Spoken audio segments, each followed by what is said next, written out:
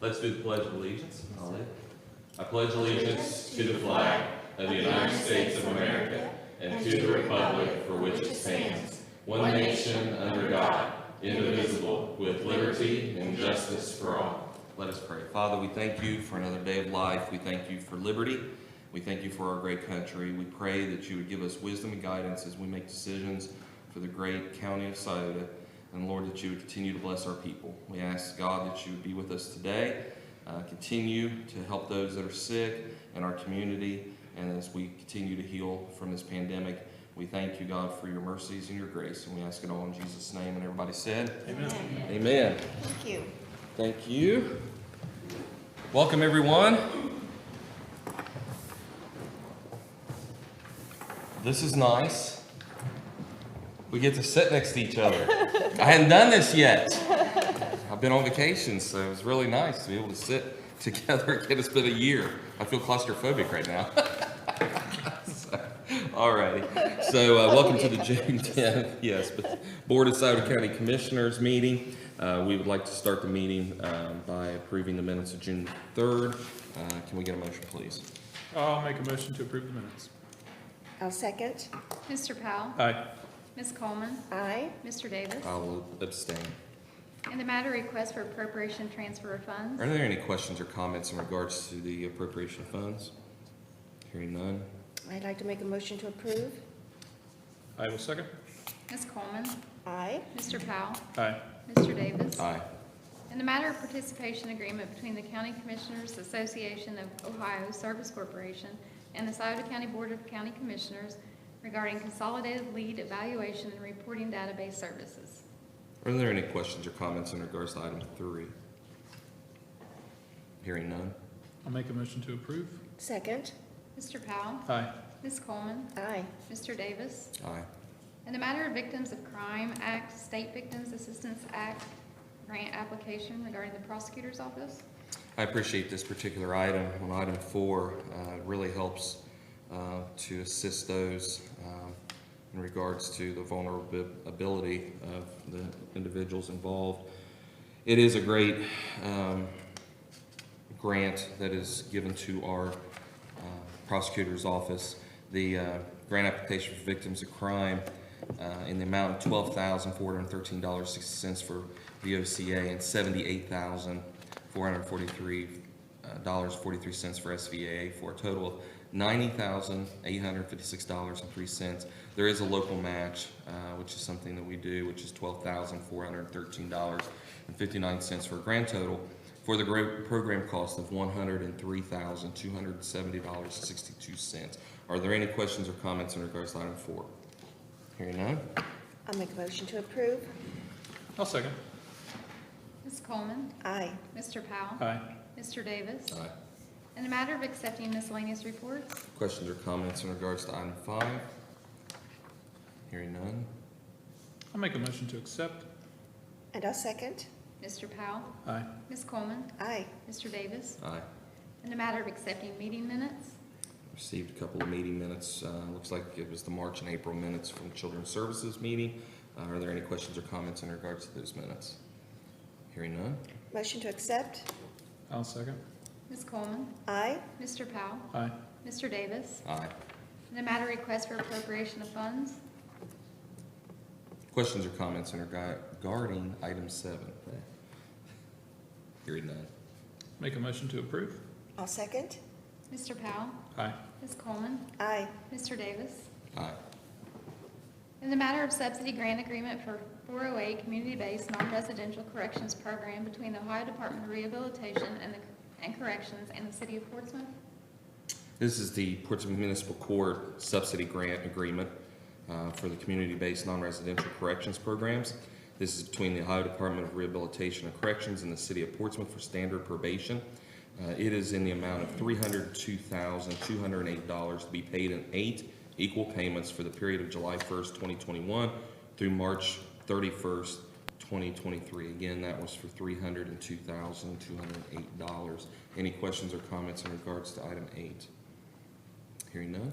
Motion to approve. I'll second. Ms. Coleman? Aye. Mr. Powell? Aye. Mr. Davis? Aye. In the matter of accepting the amended certificate from the Budget Commission, Questions or comments in regards to the amended certificate today? Hearing none. Make a motion to accept. I'll second. Mr. Powell, Aye.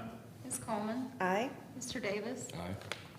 In the matter of approving the payment of the regular schedule of accounts for the various funds, moral obligations, and the then and now certificates in the total amount of $398,616.74. Questions or comments in regards to the docket? Hearing none. Motion to approve. I'll second. Ms. Coleman, Aye. Mr. Powell, Aye. Mr. Davis. Aye.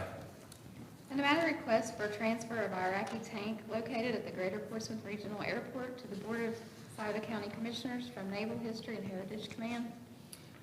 The tank saga continues. We are working on that. We have to send 2 letters to them. 1, requesting ownership of the tank, and 2, stating that we are a valid government entity to take possession of the tank. The deal still stands as far as free of charge. We're doing this to resolve the issue with the veterans being asked to carry $1 million in insurance on the tank. And this is one of the last steps we have to take in order to get possession. We'll be sending that to the Naval History and Heritage Command later today, and hopefully we'll be able to get this resolved rather soon by receiving a document that states that we now own an Iraqi tank. So, Does that mean we have a military now? Your face. could. It could, other than the fact is we Doesn't- cannot get inside the tank. And it doesn't work. It doesn't work, it Right. doesn't run, it was Yeah. burned out. Our military did a very good job of making sure that it never ran again. Great. So, applaud the military for their job. So, but we will take possession of that, and it's something that's been sitting at our airport for 25 years. And really, nobody wants to move it at this point. So, we are going to move forward and take care of this for the veterans, and that way they don't incur any cost, and that's the main goal. So with that, any questions or comments other than if we now own a military? No, I mean, So- in all seriousness, being able to do this and save the veterans' money is, it's great. And we get to see it stay there and Yeah, be recognized, so. sure. But no, we don't have a military. All right. Hearing no other questions? I'll make a motion to approve. Very good. Second. Mr. Powell, Aye. Ms. Coleman, Aye. Mr. Davis. Aye. In the matter of contract agreement between the Board of Scioto County Commissioners and Skeens Excavating Incorporated regarding the 2021 Scioto County Engineer Culvert Replacement. On item 12, the Scioto County Engineer, this is between the Scioto County Engineer and Skeens Excavating. This is a contract agreement between the Board of County Commissioners and Skeens Excavating as well for the 2021 Scioto County Engineer Culvert Replacement. This particular contract is for $153,000. Work is to begin immediately and will be completed on or before September 30th, 2021. Are there any questions or input on this particular item? Hearing none? I'll make a motion to approve. I'll second. Ms. Coleman, Aye. Mr. Powell, Aye. Mr. Davis. Aye. In the matter of resolution establishing a fund for the 2021 Scioto County Township Highway Improvement for the Scioto County Engineering Department. This particular request is to establish a fund. It's something that the commissioners do regularly when there are contracts being written between the Scioto County, in this particular instance, the Scioto County engineer, as well as, in this case, the township trustees.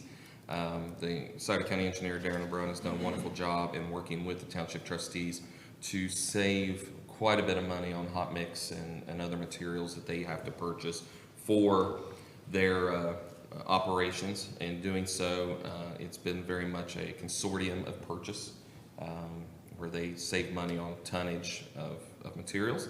And this particular fund is to make that possible, where those monies will transfer in and out of this particular fund to allow for better tracking, and that's basically it. It's a request for him to set that up so that they can keep that tracked better. Any questions or comments, or hearing none? Make a motion to adopt. I'll second. Mr. Powell? Aye. Ms. Coleman? Aye. Mr. Davis? Aye. In the matter of resolution transferring real property from the Board of Scioto County Commissioners to the Southern Ohio Port Authority regarding property located at the Brady Regional Airport, Milford, Ohio. This particular request is for transferring property that is in the Board of County Commissioners' hands right now at the airport into the hands of the Southern Ohio Port Authority. There is a project ongoing that they are working on, and that project will be located on this property. This is the lot that sits immediately right in front of the terminal, and that project will be announced here in the very near future.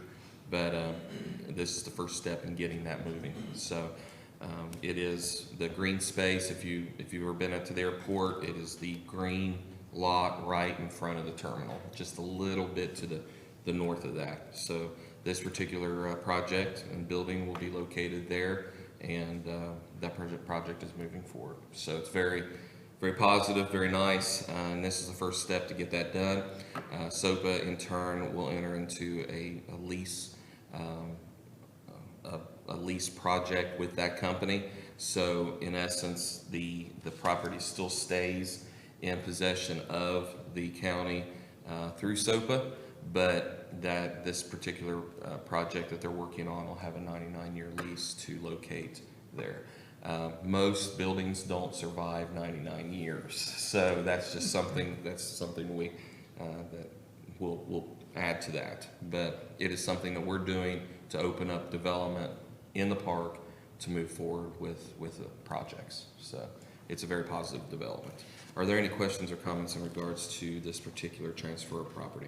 I'll just say it's exciting to see since we've made the announcement with the spec building, the type of traction we're getting out there at SOAR, and it seems like it's kind of the dominoes are falling in a positive direction. And with this project specifically, this is a step we have to take as SOPA's putting the deal together and the project together. So it's very exciting, and can't wait to, once the ink is dry, that they can start talking about potential project out there. And when you're dealing with private entities, you really have to allow the private entity to lead as far as the announcements. Yep. And that's something that's very important. You don't want to get ahead of the private entity that it's just, that's not good. So we'll let them do that. All right. No further comments, questions? I will make a motion to adopt. I will second.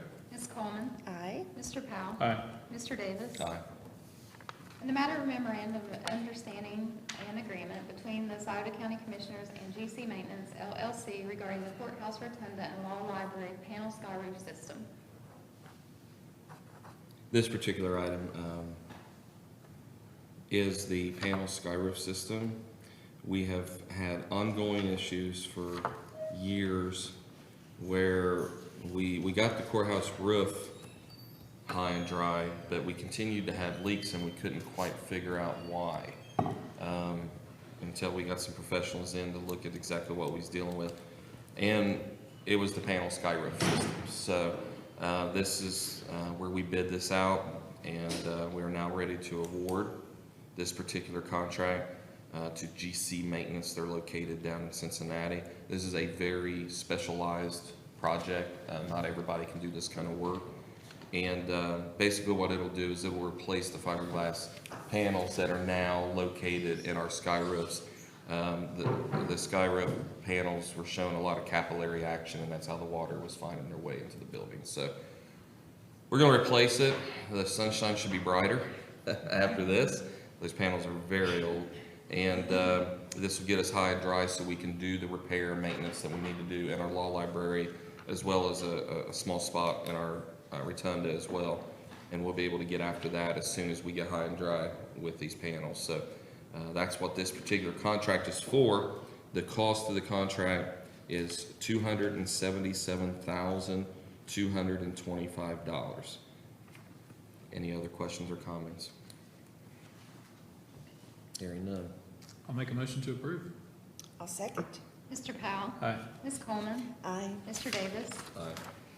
In the matter of contract amendment between the Sauter County Job and Family Services and the Counseling Center regarding net, This is a contract amendment between Sauter County Job and Family Services and the Counseling Center for the Non-Emergency Transportation Program to increase the contract by $125,000 for a new total of $457,364.84. With the unwinding of the pandemic, the existing programs are experiencing very large growth, causing an increase in trips to outreach programs, thus making this amendment necessary. Are there any questions or comments in regards to item 16? Hearing none. I'll make a motion to approve. I'll second. Ms. Coleman, Aye. Mr. Powell, Aye. Mr. Davis. Aye. In the matter request from the Sauter County Sheriff for funds and approval to purchase Sundance System CAD RMS. On this particular item, Sheriff Thurman is wanting to upgrade his communication systems. And I think that's a great idea, I really do. What I would like to do is if we could accept this and not approve it today, because I'd really like to find out if we can use ARP money for this. I think that would be really great. The American Rescue Plan, sorry, we call it ARP, okay, for short, everybody in here, and for everybody's benefit. If we can use ARP money, it would be nice to be able to use it for this particular project. So we need a week to research that. We need to ask an opinion from the prosecutor's office on that, and we have not done that yet. We just talked about it this morning, and it'd be nice if we could do that, if that would be okay with everybody. Any thoughts or input on that? No, I think it's a great idea, and I think we should pursue it. Yeah, and as we're looking at this ARP money, there are quite a bit of restrictions on it. So we're taking the long arm approach with, currently we have this $7 million deposit. But we're still waiting on guidance, because at first we thought it was one thing, and then it seems to be shifting, so. Well, if we do it wrong, Yeah, if we open ourselves up to some vulnerability, can't say it right. Yeah. It's another one of those words that I cannot get out, but we do, and we need to make sure that we get that, that we make the right decision, because Yep. they can come back. They can come back and bite us, and that makes us even more vulnerable. So Sure. we need to make sure that we get it right. So we will ask. This is the first step in order to do a county-wide dispatch system. One of the things Sheriff Thurman ran on, and I support, is to have one dispatch and to combine our dispatch, our 911. The county commissioners invested in a very nice 911 system several years ago to replace the very ancient one that we had in place. It was over 20 years old. Commissioner Coleman remembers that, and we have yet to really see and realize the full potential of that, because we could bring New Boston and Portsmouth in and have one centralized dispatch, which would save reaction time. It would, and potentially save lives, and that's the main thing. So this would be the first step in that, and increasing our capabilities at the Sheriff's Department in preparation for that. This particular system is already in place at the Portsmouth Police Department. They're already using it, so that those systems would speak, talk, so it would be very beneficial, very, very good. But we just need to make sure we're using the right funding source here, and not taking it out of the general fund if we don't have to. That's right. So, so we'll research that, and with that, could we get a motion? yeah, I'll make the motion to accept. And I'll second. Mr. Powell, Aye. Ms. Coleman, Aye. Mr. Davis. Aye. Okay, alrighty. We do have some visitors today, I believe. And are we going to do this? What? I just want to say That's great. that That is wonderful. We want Tammy Moore Morton to come on up. She is our director of our Job and Family Services, does a wonderful job. Is that microphone working, Ryan? Okay, great. She does a wonderful job for the county, for the taxpayers of Sauter County. And they have just went through a year of some very tough operations with the distancing, the remote work. I'm sure that you can explain more of that better than me, but it's been different, that's for sure. So with that, we'll turn that right over to you, Tammy, and thank you for coming over today. Sure, I appreciate, always an honor to be here. Really, today, we can discuss anything about the past year, but probably there's a lot of people pretty sick of hearing about those things. And I really do have a different topic I'd like to share with you today about elder abuse awareness. So next Tuesday, June 15th, is World Elder Abuse Awareness Day. And that was established back in 2006 by the World Health Organization. So each year on that day, Adult Protective Services programs, which we run for Scioto County at Job and Family Services, we try and do some kind of outreach and some kind of event awareness, reach out to the community to let them know about elder abuse awareness and what we do locally to prevent that, and then how they can make a referral or get more information if they feel something like that might be happening that we need to know about. So I just wanted to give you a few details, if you wouldn't mind, to kind of help you understand and help the community understand what it is we're talking about. So to define elder abuse, that is defined as a single or repeated act or lack of appropriate action occurring within any kind of relationship where there is an expectation of trust, which causes harm or distress to an older person. An older person is defined as age 60 or above. That is a very vulnerable population, and we have to be very careful in how we address that group. So, of course, Job and Family Services has the APS program, and we investigate any reports of elder abuse, neglect, or exploitation. So, in the last year, 2020, during the pandemic, our department received 333 referrals for cases or suspected cases of abuse, neglect, and exploitation. I brought with me today our social service supervisor, Rhonda Porter, and our APS caseworker, Jennifer Bricker, because these two ladies, primarily Jennifer, is the one who handles all of these referrals. So even though 333 may or may not sound like a whole lot, when you're looking at the entire team that handles that, they stay very busy. Of those 333 referrals, the majority of those were based on self-neglect of the client or of the person, followed then by neglect by others, which would be a caretaker or a family member or someone who has committed to providing the basic needs and services for that elderly person. And then third, followed by exploitation. Now, we were a little surprised that exploitation wasn't a little higher because of the pandemic, and we heard about all the scams and all the things going on. It's possible that those just weren't reported, but in our statistics, it fell third in the ranking. Now, here's what's scary. The World Health Organization identified that only 1 in 14 cases actually get reported. If that statistic is true, for our 333 cases in Scioto County last year, that means 4,662 cases potentially were not even reported in Scioto County. That's staggering. So just to clear this up a little for you, what are we talking about with abuse? That could be physical abuse or emotional abuse. For neglect, it could be self-neglect or neglect by others. And then regarding exploitation, that's kind of the newer buzzword and the more popular one that people seems to be bubbling up.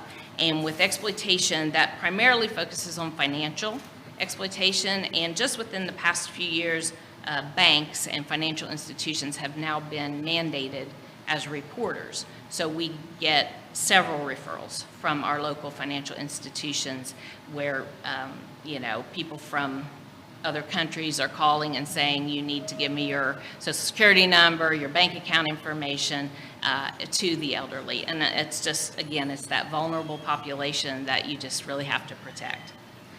So then there are obviously physical signs and emotional signs to the varying types of abuse as well.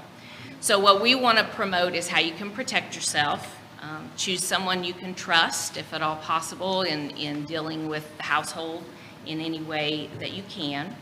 Use professionals who are accountable to these home health agencies and folks that you have a way to be able to check on, background checks and things of that nature. And never, ever, ever give out your personal information unless you know it's legit, or you make the call to check on things, although sometimes that can be tricky too. So just be very cautious. So the big deal with all of this is understanding that when we have a referral, we determine the validation or the non-validation of the referral. Do we investigate this? Is this a case? Is this person 60 or older? And we go through all of those things. If we determine there is a case that we need to create a plan for, we do not provide the direct services. We are the determining agency. Therefore, we reach out to community partners to help us with putting these services together. And we just, the comment that comes to mind is this community has heart. Our community partners work with us hand in hand. We could not be prouder, happier, and more appreciative of the things that they do for us. And here's just a glimpse of who we're talking about: law enforcement, fire departments, area agency on aging, hospital staffs, doctors and social workers there, prosecutor's office, legal services, homeless shelter, transportation, housing authorities, community action, home health care services. The list goes on. And we literally contact these folks on a daily basis when we're dealing with these cases as they are referred to us. So I just want to give a heartfelt appreciation to our community partners. We couldn't do it without them. So for anyone out there who may know someone or need to make a referral, may know someone who's in jeopardy, or you want to make a referral within Scioto County, call the agency. That's 740-354-6661 and select option 1. If you have a neighbor or a relative or a family member in a different county within Ohio, we have a statewide referral line, and that is a toll-free number, 1-855-OHIO-APS, which is 1-855-644-6277. So you can call locally or you can call statewide if you feel there's some behavior happening that needs checked out. So we just encourage you to check on your loved ones. June 15th is Tuesday, Elder Abuse Awareness Day. Make a special effort that day to give someone a call or stop by and check on a neighbor, friend, family member. Wear purple, that is the color for Elder Abuse Awareness. If you've got purple to wear on Tuesday, sport that awareness support. And the tagline that's been used for, I know, terrorism and things in the past is, if you see something, say something. And I think that fits here as well. If you know someone or you see some activity that's suspicious, give us a call. We'll check it out. So that's what I wanted to talk about today. I'd be happy to entertain any questions, or my ladies here with me will as well. A question I have, and I think I read this somewhere, maybe in one of your reports, I think it was, as far as the number of cases in Scioto compared to other counties. If I Seems to be recall high. correctly, it was higher It here does seem to be than higher. it is other counties in similar size counties, that we had higher cases. I can only speculate. I don't have any proof on as far as why, but my speculation would be the opioid epidemic. Yeah. We have just an explosion of grandparents taking care of younger folks, or they don't even have to be younger, but children, grandchildren, and if they're involved in that world, abuse and neglect kind of follows suit. So that would be my speculation. Rhonda, Jennifer, would you have any speculation over that? I think it would also be due to the mandating reporters, which were financial institutions. Once they came on board, we also seen an increase in reports as well.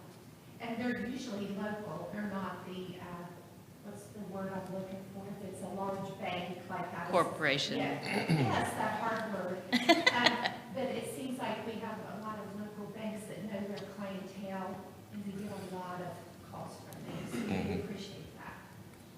So if you see like a child, or let's say an adult son or daughter that's constantly withdrawing money from a particular account, and you don't see the senior ever, would that not be a potential? That would be a potential financial institution mandated report. Yeah. Yes, that certainly could.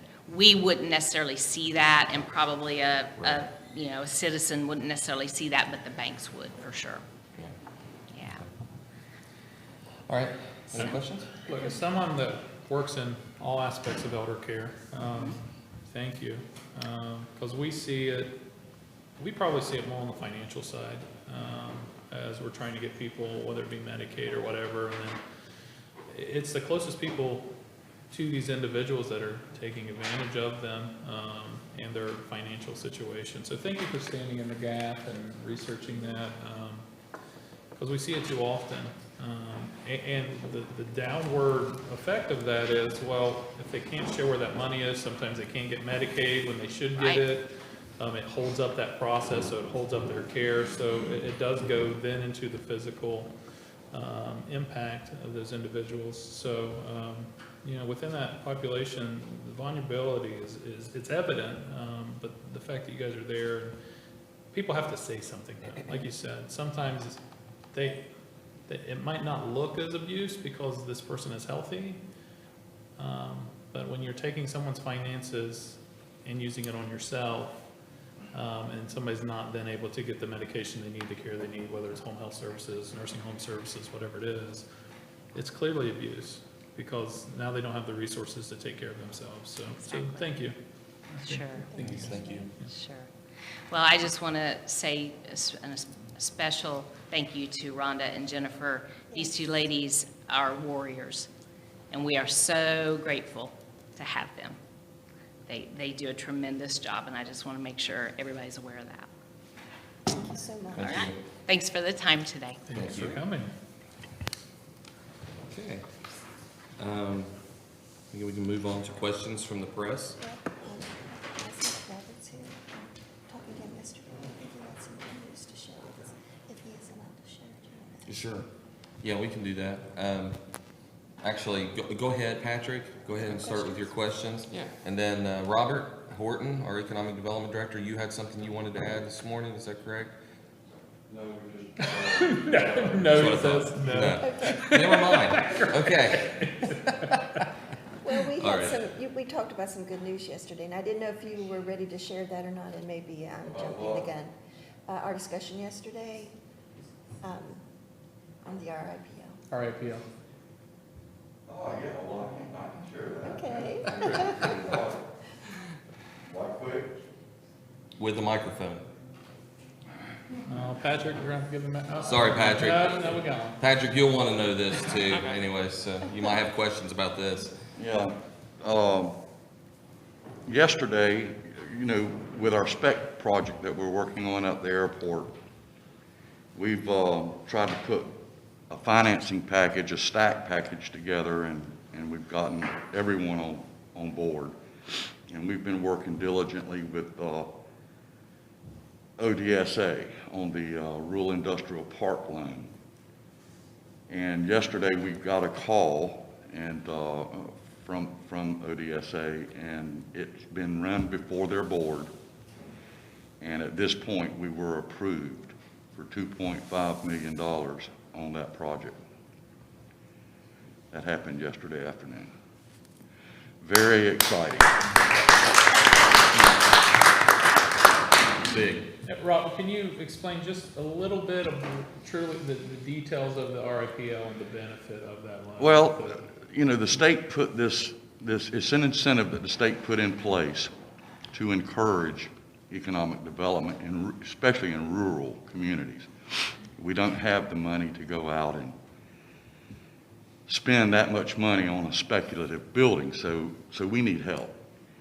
And what they did, they put this program in place, and you can get 75% up to $2.5 million on the project that you're doing. And it's a loan, but it's a unique loan. what they'll do, it's reimbursable. We still have to go get our financing, hence our bonding. So we get our financing, we get through with the project. When I receive the certificate of occupancy after I finish building it, the RIPL will then pay that $2.5 million. That will pay down the bonds, and then you'll have that little bit of note left on the bonds, and you'll have a note left with RIPL. But what's unique is at that point, RIPL on our particular loan forgives 59% of the value of that loan as a grant, so it just disappears. And we only have that other little bit to pay for. It's a huge incentive. Then they don't stop there. The next step they do, they go, well, on our loan, you don't have to make principal and interest payments for 5 years. So it is a huge, huge deal for developers and for economic development agencies in these rural communities. It gives them that incentive and that initiative in being able to make a project like ours work. And we took full advantage of it. Yeah, good That's what we did. Thank you. Good job. Thank you, Robert. When you told me that yesterday, I just couldn't hardly contain my excitement and pleasure in that. So I hope I didn't put you on the spot by talking about it too soon. You know me, I like to stay in the shadows. And for those who are wondering, what is that spec project? That's it right there. Yes, That's I'm so the, proud. that's the big building that getting ready to build. Steel's hitting the ground in what, August, late August?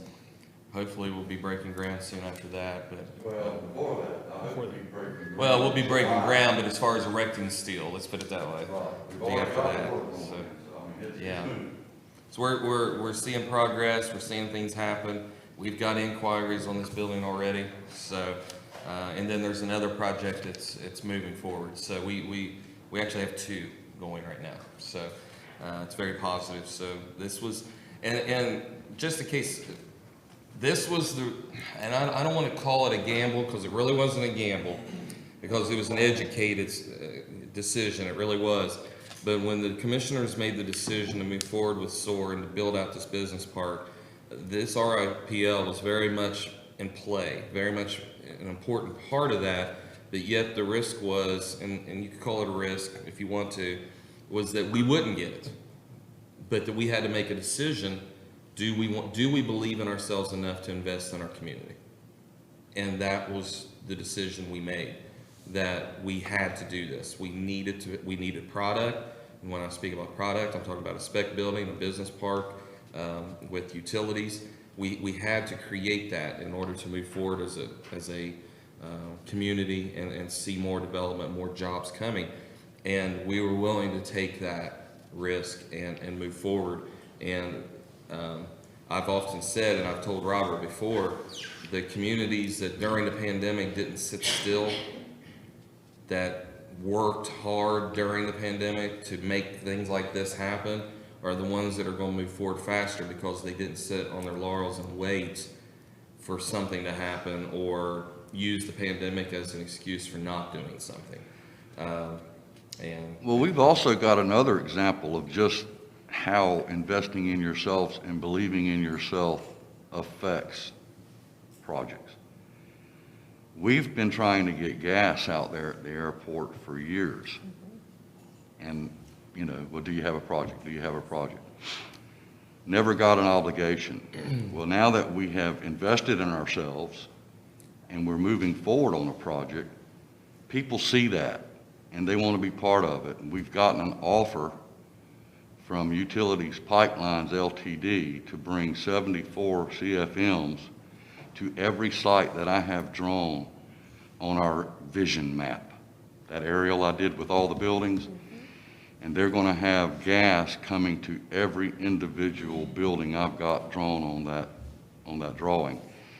And that 74 CFMs, I don't know if y'all realize that, that's big gas. That's 74,000 cubic feet of gas an hour that's going to be put out there. And it's over a $2.8 million project to them. And we have to come up with some financing for $608,000 of it. It's an unbelievable deal. It really is. It really is. So that's what happens. When you show people that you believe in yourself, you invest in yourself, then things start moving. People want to be a part of that. And then they start investing in you. And that's what's going on right now. It's unbelievable. It's good stuff. We appreciate it. We appreciate everything you guys have done. Reminds me of the scene in the movie Field of Dreams. We've said this before, if you build it, they will come.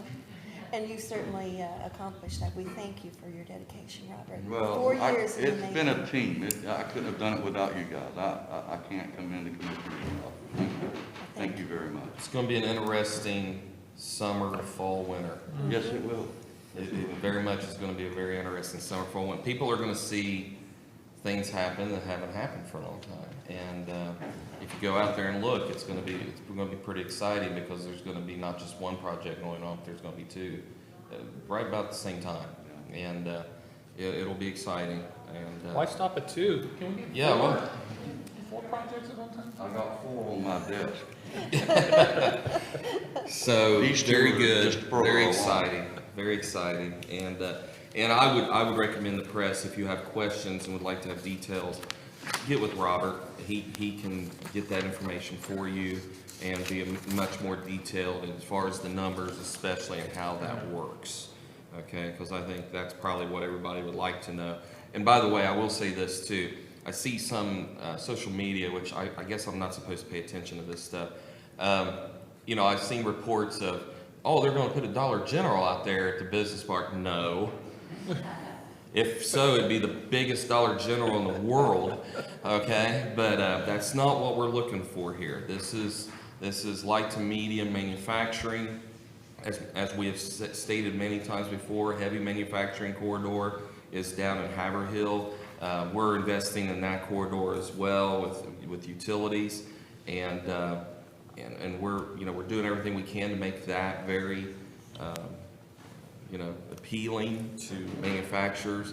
So, and we're right in lockstep with Jobs Ohio, Ohio Southeast, and JDISO, and we're working really hard to make that attractive. And so we're doing that, and what you're going to see out there is you're going to see spec buildings. You're going to see larger buildings where there's going to be manufacturing, warehousing, and things like that. That's what we're targeting for out there. So manufacturing, warehousing, office complexes, those kind of things are what you're going to see. So it's not a Dollar General, okay? Trust me, they have no problem finding locations in our community. And okay, it's not going to be out there, and but it's a positive thing that's happening, and I think everybody will be very surprised about what the mix, the diversification that we're going to see out there at that location. So it's a positive thing. All right. Thank you, Robert. Thank you. Thank you, Mark, in your Yes. office. Marcy as well, who's over there holding down the fort right now. So, all right, let's move on to the press, if we could. Patrick, go right ahead. Let's see. On item 17, there is mention of potentially using the ARC money for that. Yes. Is there any other considerations for how to use that money right now? Or? Oh, goodness. We have actually only received one request for ARC monies so far. Specifically to ARC. Health department is one big thing. Infrastructure is another one that you can use it for. There is a lot of questions from a lot of government entities right now asking, what can you use this for? It doesn't seem to be quite as detailed as what CARES Act was. CARES Act was pretty fundamentally straight up. You could figure it out pretty good. This money, and it changes every day. I mean, I saw another ruling yesterday, just yesterday, about another Treasury Department, confirming that a particular item could be done with ARC money. So it's changing almost seems like weekly, and we're not in a hurry. We're not rushing into this.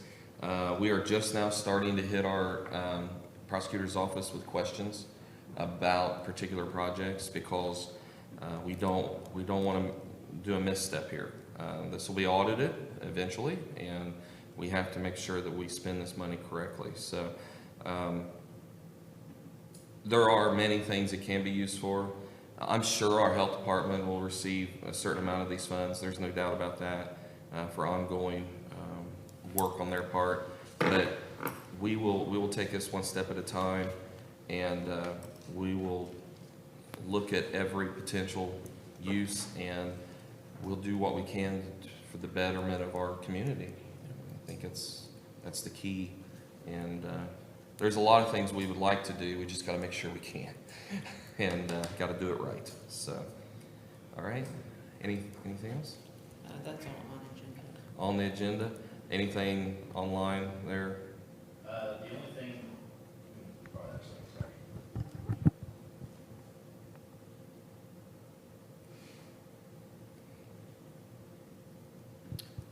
Connie Mulder, she doesn't have a question. She's asking, or she's saying, please share the last names of Rhonda and Jennifer to those who missed their introduction so they can know these heroines.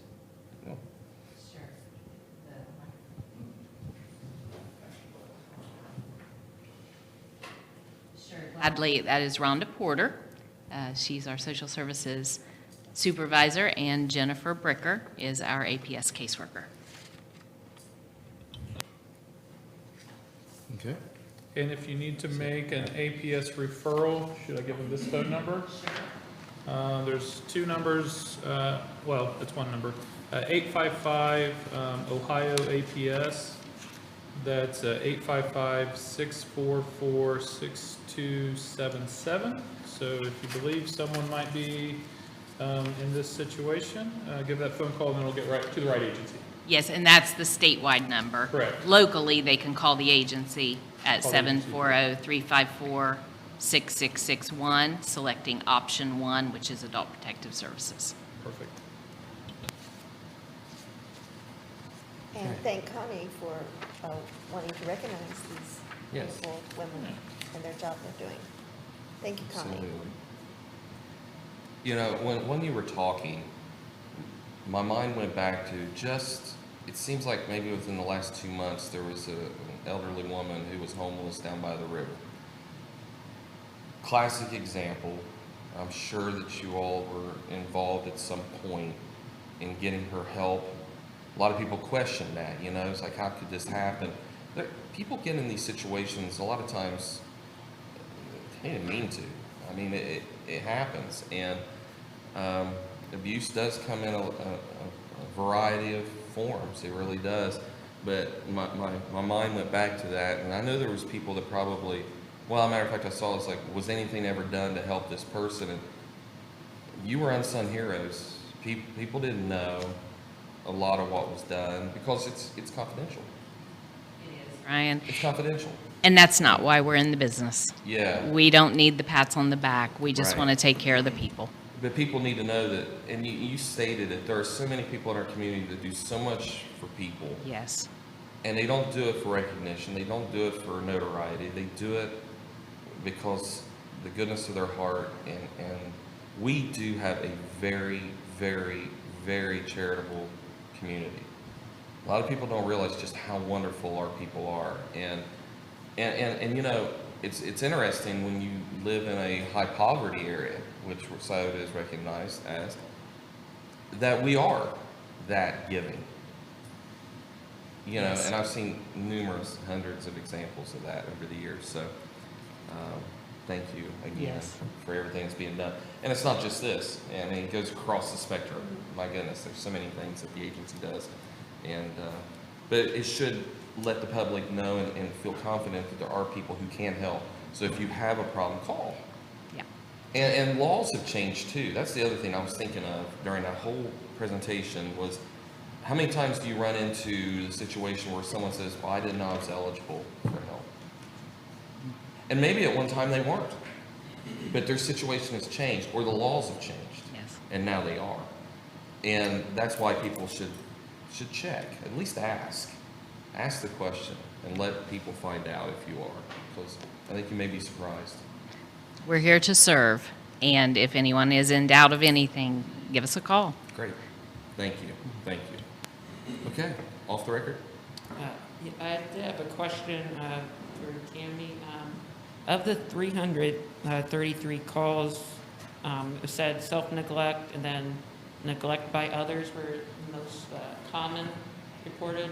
In terms of exploitation, was it more people that knew, like was it strangers or were it like family members or things like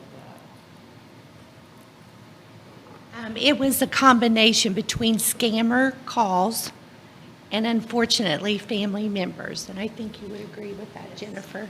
Yeah.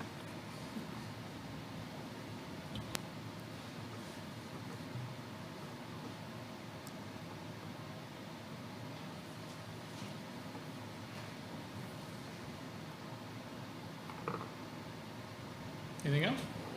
No? No? Anything else online? Okay. Public input.